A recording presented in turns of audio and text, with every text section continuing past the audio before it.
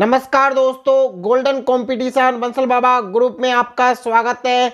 NCERT dictation start होगा कुछ second बाद। सूरदास का जन्म सन 1478 में माना जाता है। स्टॉप। एक मान्यता के अनुसार उनका जन्म मथुरा के निकट रुनकता या रेणुका क्षेत्र में हुआ, जबकि दूसरी मान्यता के अनुसार उनका जन्म स्थान दिल्ली के पास ही माना जाता है। स्टॉप। महाप्रभु वल्लभाचार्य के शिष्य सूरदास अष्टछाप के कवियों में सर्वाधिक प्रसिद्ध हैं। स्टॉप। वे मथुरा और वृंदावन के बीच गौ घाट पर रहते थे और श्रीनाथ जी के मंदिर में भजन कीर्तन करते थे। स्टॉप। सन 1583 में पारसोली में उनका निधन हुआ। पैरा।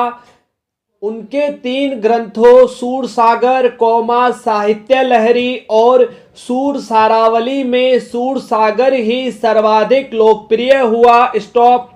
खेती और पशुपालन वाले भारतीय समाज का दैनिक अंतरंग चित्र और मनुष्य की स्वाभाविक वृत्तियों का चित्रण सूर की कविता में मिलता है। स्टॉप। सूर वात्सल्य और श्रृंगार के श्रेष्ठ कवि माने जाते हैं। स्टॉप। कृष्ण और गोपियों का प्रेम सहज मानवीय प्रेम की प्रतिष्ठा करता है। स्टॉप। सूर ने मानव प्रेम की गौरव गाथा के माध्यम से सामान्य मनुष्यों को हीनता बोध से मुक्त किया, उनमें जीने की ललक पैदा की। स्टॉप। पैराचेंज। तुलसीदास का जन्म उत्तर प्रदेश के बांदा जिले के राजापुर गांव में सन 1532 में हुआ था। स्टॉप। कुछ विद्वान उनका जन्म स्थान सोरो जिला एटा भी मानते हैं। स्टॉप। तुलसी का बचपन बहुत संघर्षपूर्ण था। स्टॉप। जीवन के प्रारंभिक वर्षों में ही माता पिता से उनका बिछोह हो गया। स्टॉप। कहा जाता है कि गुरु कृपा से उन्हें राम भक्ति का मार्ग मिला। स्टॉप। वे मानव मूल्यों के उपासक कवि थे। स्टॉप। Paragraph change.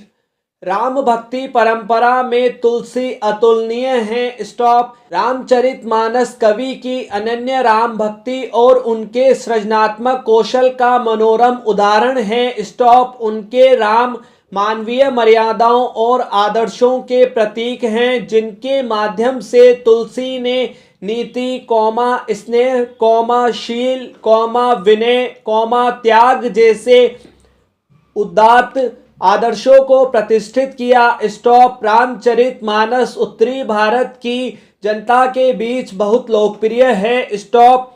मानस के अलावा कवितावली गीतावली दोहावली कृष्ण गीतावली विनय पत्रिका आदि उनकी प्रमुख रचनाएं हैं। स्टॉप।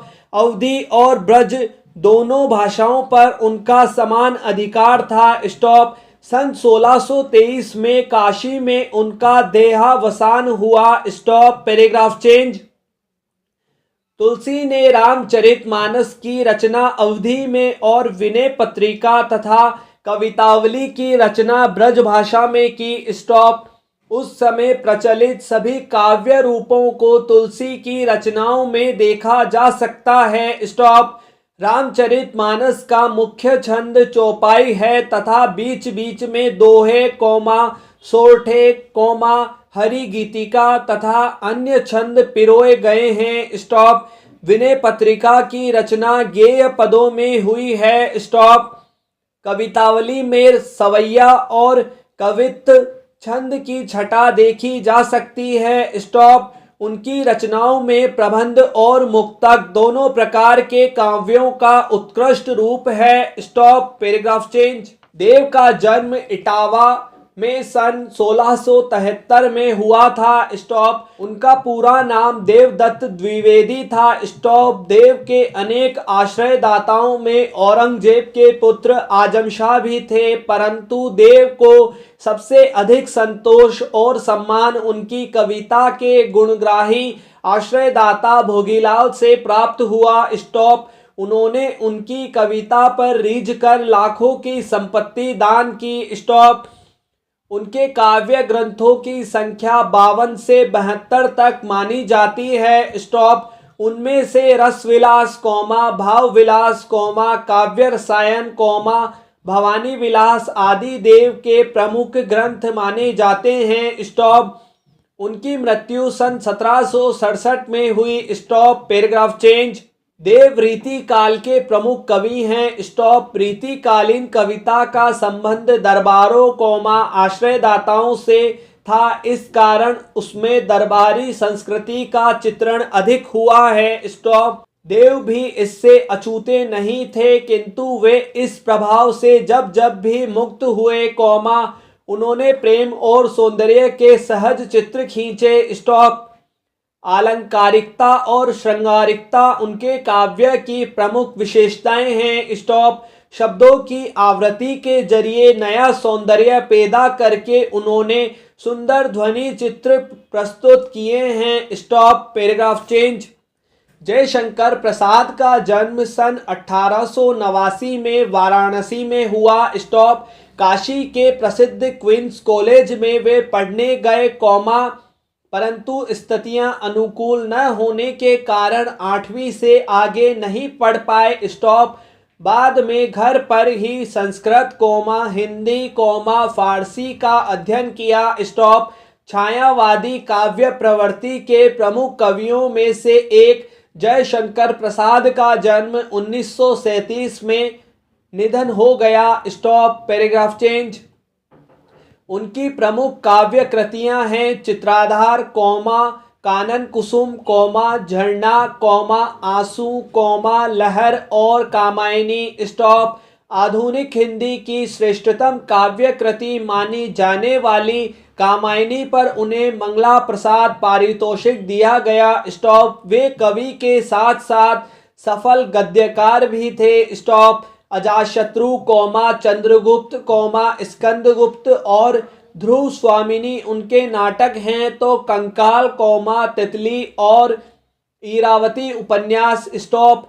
आकाशदीप, आंधी और इंद्रजाल उनके कहानी संग्रह हैं। स्टॉप। Paragraph change. छायावादी कविता की अतिशय काल्पनिकता, सौंदर्य का सूक्ष्म चित्रण, प्रकृति प्रेम, देश प्रेम और शैली की लाक्षणिकता उनकी कविता की प्रमुख विशेषताएं हैं। स्टॉप। इतिहास और दर्शन में उनकी गहरी रुचि थी, जो उनके साहित्य में स्पष्ट दिखाई देती है। Stop. Paragraph change. Suryakant Tripathi Nirala का जन्म बंगाल के महिषादल में सन 1899 में हुआ। स्टॉप। वे मूलतः गढ़ाकोला, जिला उन्नाव, उत्तर प्रदेश के निवासी थे। स्टॉप। निराला की औपचारिक शिक्षा 9वीं तक महिषादल में ही हुई। स्टॉप। उन्होंने स्वाध्याय से संस्कृत, बांग्ला और अंग्रेजी का ज्ञान अर्जित किया। स्टॉप। वे संगीत और दर्शन शास्त्र के भी गहरे अध्येता थे। स्टॉप। रामकृष्ण परमहंस और विवेकानंद की विचारधारा ने उन पर विशेष प्रभाव डाला। स्टॉप। Paragraph change. निराला का पारिवारिक जीवन दुखों और संघर्षों से भरा था। स्टॉप। आत्मीय जनों के असामयिक निधन ने उन्हें भीतर तक तोड़ दिया। स्टॉप। साहित्यिक मोर्चे पर भी उन्होंने अनवरत संघर्ष किया। स्टॉप। सन 1961 में उनका देहांत हो गया। स्टॉप। Paragraph change. उनकी प्रमुख काव्य रचनाएं हैं अनामिका, परिमल, गीतिका, कुकुरमुत्ता और नए पत्ते। स्टॉप। उपन्यास, कहानी, आलोचना और निबंध लेखन में भी उनकी ख्याति अविस्मरणीय है। स्टॉप। निराला रचनावली के 8 खंडों में उनका संपूर्ण साहित्य प्रकाशित है। स्टॉप। Paragraph change. निराला विस्तृत सरोकारों के कवि हैं। स्टॉप। दार्शनिकता, विद्रोह, क्रांति, प्रेम की तरलता और प्रकृति का विराट तथा उदात्त चित्र उनकी रचनाओं में उपस्थित है। स्टॉप। उनके विद्रोही स्वभाव ने कविता के भाव जगत और शिल्प जगत में नए प्रयोगों को संभव किया। स्टॉप। छायावादी रचनाकारों में उन्होंने सबसे पहले मुक्त छंद का प्रयोग किया। स्टॉप। शोषित कौमा, उपेक्षित कौमा, पीड़ित और प्रताड़ित जन के प्रति उनकी कविता में जहाँ गहरी सहानुभूति का भाव मिलता है कौमा, वहीं शोषक वर्ग और सत्ता के प्रति प्रचंड प्रतिकार का भाव भी। Stop, paragraph change. नागार्जुन का जन्म बिहार के दरभंगा जिले के सतलखा गांव में सन 1911 में हुआ। स्टॉप, उनका मूल नाम वैद्यनाथ मिश्र था। स्टॉप, आरंभिक शिक्षा संस्कृत पाठशाला में हुई कौमा, फिर अध्ययन के लिए वे बनारस और कलकत्ता गए। स्टॉप, 2 साल प्रवास के बाद 1938 में स्वदेश लौट आए। स्टॉप, घुमक्कड़ी और अक्खड़ स्वभाव के धनी नागार्जुन ने अनेक बार संपूर्ण भारत की यात्रा की। स्टॉप,